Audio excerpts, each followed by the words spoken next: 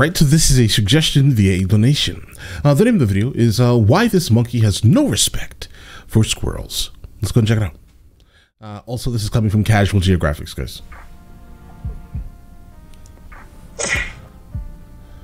So there's actually a legitimate reason why they do this.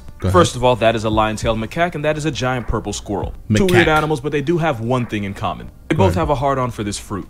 That is a jackfruit. Bro, honestly, I think humans have had a, for that fruit for a really long time. Guys, it can be sauteed, braised, slow cooked. I don't know, so many usages for it. I think vegans also use it for like fake pulled pork or something like that, because it's absolutely delicious. Squirrels are able to use their sense of smell to find them in the trees. But the jackfruit is only edible when it's ripe, and only the squirrels can tell the ripe from the unripe ones. So the macaque will follow the squirrel and let it lead it to the forbidden fruit, and then carefully persuade the squirrel to share by slapping a taste out its mouth. The macaque will deliver 5 fingers to the face until the squirrel backs off, which is when this disrespectful primate eats the fruit the squirrel found. Only when the macaque is done can the squirrel get the leftovers. The squirrel does all that work just to get its pockets taken by a primate at the end. It's like if taxes had hands and knew how to use them.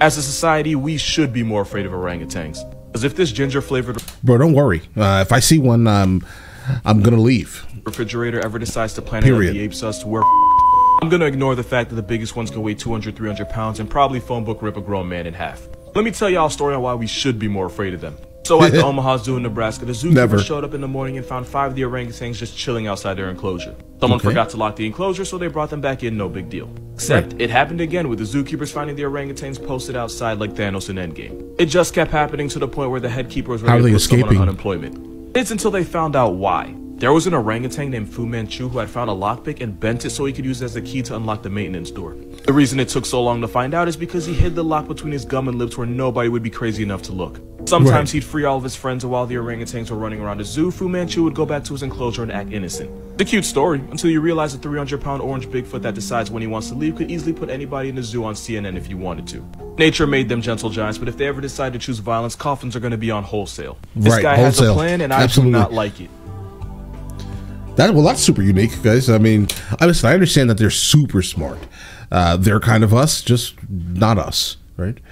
Maybe the ability to reason. But I do think they do have the ability to reason, right? They're just not us. And yeah, absolutely. I personally would never want to really be like around them. That's kind of the reason why I don't really want to do a safari, even though I do want to do a safari. I really do. I really, like in Zimbabwe, I definitely want to do a safari, but I definitely don't want to also ever encounter any of these animals that I see on this man's show here, guys. But the ability to hide a lockpick and then literally use it, create it, bend it so it basically fits between your gums, that's crazy. That is an American woodcock, and fun fact, they have some of the greatest nicknames of any bird. According to the name itself is pretty great. The bog sucker, and the hokum poke. The wild timberdoodle can be found all across the eastern half of North America. Now for the dance walking, it's believed they do this to catch food. They eat mostly earthworms, and they'll stick and probe their bill into the soil and slurp up any worms they find. And by walking slowly and stepping hard with their feet, it causes any worm below to fear for its life and move around in the soil, which makes it easier for the timberdoodle to find lunch. And it's probably true because these birds are most active early morning and early evening, which is when the worms do the most and are easiest to catch. What country? The more you know.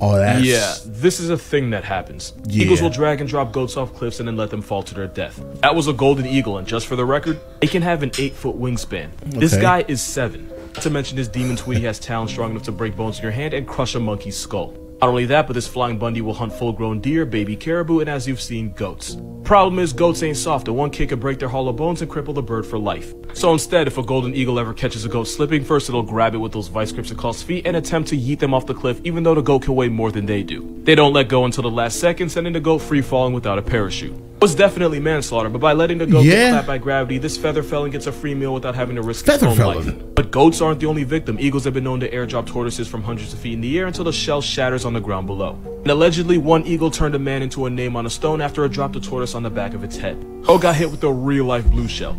Also, this steroid homicide pigeon has been known to attack wolves and run phase with foxes because they don't discriminate, anyone can get the smoke. They live by no morals and answer to no God, and they probably... Yeah, but tell me how they sound. All right. He basically regularly drags our eagle, right? That represents our country, right? does this eagle sound more majestic? Why is this eagle not our eagle? This eagle sounds like it's powerful, extremely strong, represents power and strength and overall beauty, right? It's phenomenal looking. But how does it sound? Could be putting people on shirts if they really wanted to.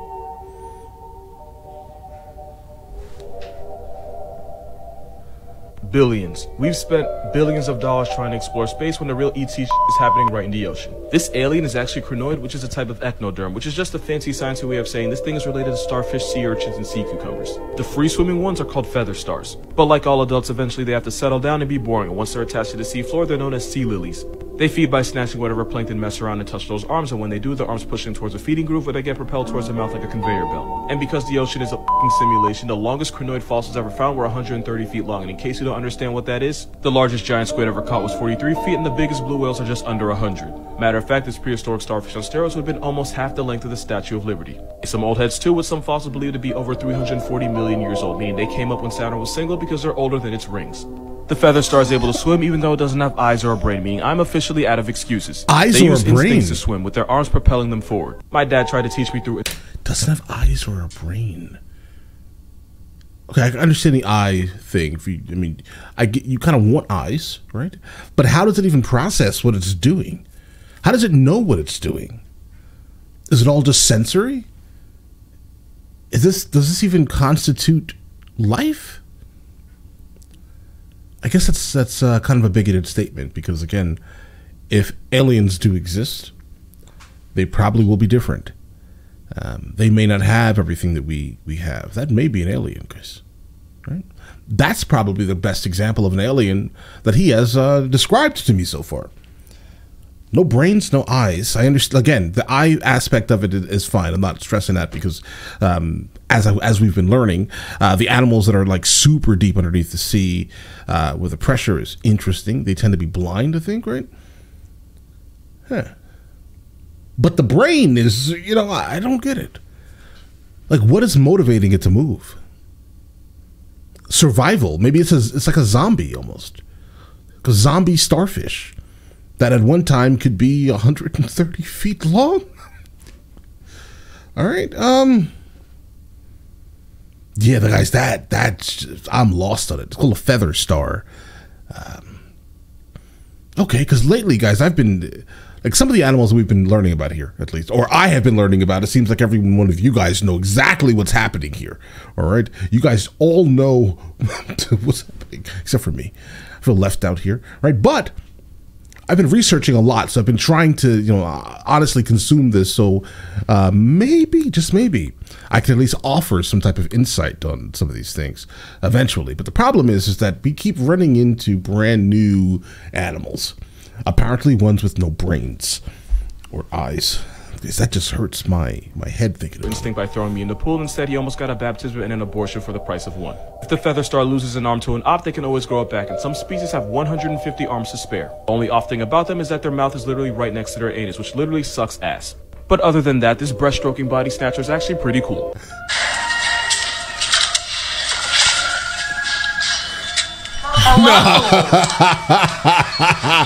Nah, bro. Yeah. She's a stronger person than me, because my soul would have followed the first moment this thing pulled up on my dress.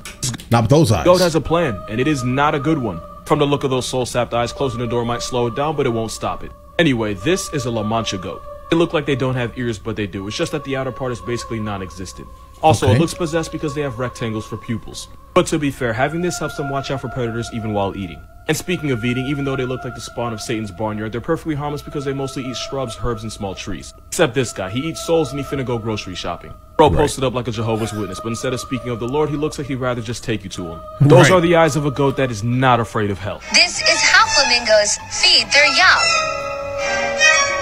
I'm not gonna lie to you, that looks really bad, but it's not what you think. It's not a flamingo putting another one on the news, they're both trying to feed its baby. Flamingos use crop milk to keep their chick alive for the first couple of weeks, and both the male and female do this. Crop milk obviously isn't actual milk, but it's the lining of the bird's crop, which is where they store food before it's digested. The gut juice is also high in protein and fat, and even red and white blood cells, which is basically the bird version of giving your baby vitamins for its immune system. Penguins and pigeons do the whole crop milk thing too. Now I'm gonna go ahead and answer two questions you probably already have. Number 1, the reason it's red is because they're dyed, and feeding the chick red milk actually causes the parents to lose color, which they get back once the chick starts eating on its own. And number 2, the reason the flamingo on top is just spilling it on the other's head, I have no idea. Okay, because I'll be honest, I thought that bird, the flamingo, was penetrating the skull of the other flamingo, and the red viscous fluid was dripping into the other baby flamingo's mouth. I thought that was a thing, but apparently it's milk. Guys, animals are To be strange. fair, flamingo's brain is smaller than its eyeball, so they're probably just a little confused. Which is a nice way of saying they're just a special kind of stupid. Lights are on, but ain't nobody home. This lizard can shrink its bones. This baby Godzilla is a marine iguana, and they're the only lizards that actually go out into the ocean. And even though it looks like it should be getting ready to put another gorilla on the news, they're actually harmless and eat mostly seaweed and algae. The problem is, at least once a year, the waters get warmer and destroys the red and green algae that the iguanas like to eat, which causes a lot of them to starve and become a hashtag. So to stay alive, some of the iguanas will shrink, and they can become up to 20% shorter. That would be like a 6-foot man waking up a pair of heels short of 5 feet. Many scientists believe they're able to reabsorb their own bones, which is what causes the shrinkage. Now, the reason they do this is because the smaller they are, the less food they need, and the less energy they have to waste trying to find it. Once the water gets cooler and the algae comes back, the iguana goes back to normal size. Moral of this video: we eat less to lose weight, and they lose length to eat less. Listen here, I'm about to tell you 5 things you did not know about the octopus. Number 1, you know how the man-of-war is basically a jellyfish on juice? That can have you looking like you got 50 shaded? Well, the octopus will strap up by arming themselves with the tentacles of the man-of-war and swing them at any predator or op that tries to press them. Basically using the disembodied venom arms the same way a corner store junkie might use a broken beer bottle as a weapon. Number 2, they have post-nut so bad it literally kills them. After the he-puss hits for the first time, he pretty much goes into the octopus version of dementia. Symptoms include not eating, body lesions, uncoordinated movements, and the skin around his eyes retracting. This is called senescence, and it means he falls apart from the inside until either a predator puts him out of his misery or he starves to death. Our boy Squirrels has 2 choices in life. He can either live a virgin or die a man. Number 3, octopus will throw hands at fish right in the dome piece, and with 8 arms there's plenty of hands to go around. We used to think they did this as a defensive response, but now it's believed they do it purely out of spite. Number 4, octopus will team up with other fish while hunting, and they often choose groupers as partners. They work together and reap the benefits. Sometimes the octopus will switch up enticing the fish right in the head, but now we believe they do it to keep the fish honest. It's not confirmed, but it's believed that they smack around their hunting partners to keep them in line and keep them from cheating them out of food. Who knows, maybe the octopus got screwed over by his last fish friend and works through his trauma by uppercutting his current partner. Guys, the octopus are extremely intriguing. And number 5, octopus are members of a group called cephalopod, which is also part of a group called gastropods, which includes snails and slugs. Meaning Squidward and Gary are actually related. And yeah, that boy Squidward is actually an octopus. Man's got misspecied by his own moms. You hate to see it. So I said this was one of the smallest primates in the world, but I never said what was the smallest. That title belongs to this little guy right here. This is a mouse lemur. It's probably the cutest animal you've never heard of. If you have, it's probably because of this guy. As you can probably guess, this baby-faced tree jockey lives in Madagascar. There's different types of them, but the smallest of them all is the Madame Berth's mouse lemur, and at about 1.1 ounces, most of them weigh less than a pencil. They also have by far the smallest brain of any primate, and at about 2 grams, it weighs about as much as a paperclip. Which explains why Mort is half a century with the mind of a toddler. Who's Mort? These Morts of the world eat small insects, fruits, flowers, nectar, and sometimes each other. But they get bodied by almost everything, and one of their biggest But what is that thing? are the Fusa. Apparently there's a good part of the internet that didn't know this actually existed. Listen. Oh, yeah. Mouse lemurs avoid becoming Fusa food by hiding in trees all day. Also, lemurs in general have learned to recognize the alarm calls of birds and then do the dash whenever they hear them. I forgot to mention this, but more specifically is a good mixed mouse lemur. In case you're curious, King Julian is a ringtail and that boy Maurice is an eye-eye. I don't really have a joke to end the video, so here's a baby mouse lemur. Okay. All right. Okay. All right, guys, listen. This one here was definitely different than the average. I think generally, lately at least, or the ones that have been suggested at least, right? They seem to be focused around a lot of the same animals. This one very specifically was about a whole lot of brand new animals. Fusa apparently is a cat, right? Cat-like mammal from Madagascar. It's a carnivore. Noted, right? Yeah, but listen. Let me know in the comments of the next one of these from him that I should be checking out, and I will get to that as soon as I possibly can, all right? Listen, you guys all have an absolutely amazing day, and enjoy your day thoroughly.